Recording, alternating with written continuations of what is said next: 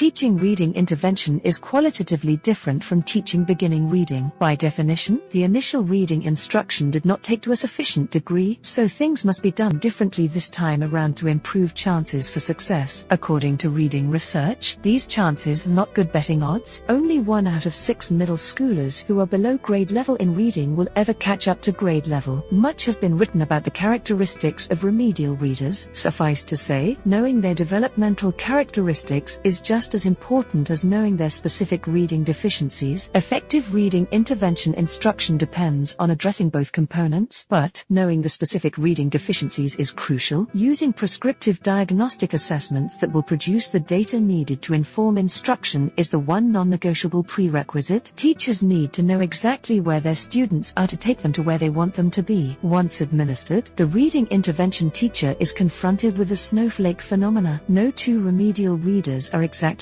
alike. One has no phonemic awareness, one does not know phonics, one does not know how to blend, one lacks fluency, one is vocabulary deficient, one has poor reading comprehension, and one has poor reading retention. Of necessity, an effective reading intervention program must be based upon differentiated instruction. A cookie-cutter program starting all students at the same level, or having all students use the same workbooks or receive the same direct instruction, will address the needs of some students, but not all the needs of all students. Anything less than the latter is nothing less than professional malpractice. Would a medical patient who sets a doctor's appointment to treat a variety of maladies be satisfied with receiving the same course of treatment as every patient, ignoring some issues and being treated for issues that do not require treatment? Even the staunchest advocates of the current healthcare system would find this brand of medical practice unacceptable. Regarding student placement in reading intervention, a number of factors must be considered. Chief of these must be the reductive consideration. First, if the student is placed in a special intervention class, what class is replaced? Removing a child from a literature class seems much like robbing Peter to pay Paul. Poor readers require compensatory instruction, not just different instruction. Second, multiple measures are needed to ensure that a student needs reading intervention and that the student has a reasonable chance of success in the reading intervention class. Standardized tests can provide an initial sort.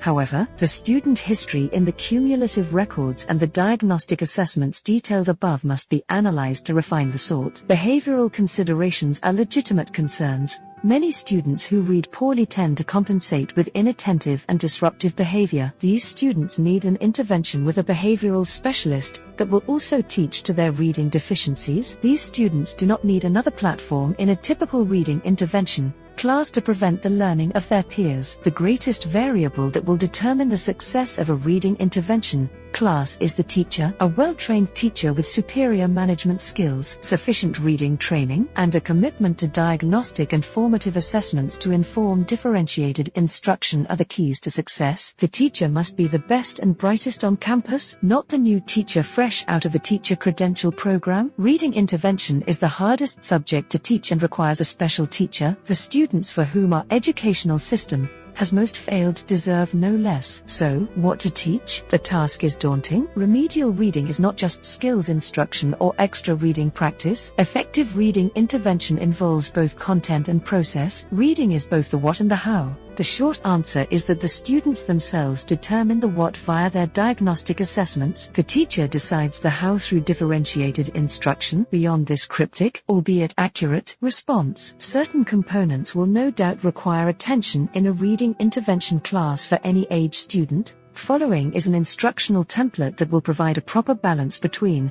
the what and how, with a brief description of the instructional component and a percentage of the class that the component will necessitate. Small ability group fluency practice, emphasizing repeated readings within the group zone of proximal development 15%. Small ability group phonemic awareness practice 10%. Small ability group phonics practice 10%. Individual sight word and syllabication practice 10%. Guided reading, using self-questioning comprehension strategies 15%. Direct instruction and whole group vocabulary development 10%, small ability group spelling practice 10%, small ability group blending practice 10%, independent reading at the individual student's instructional reading level 10%, and for homework,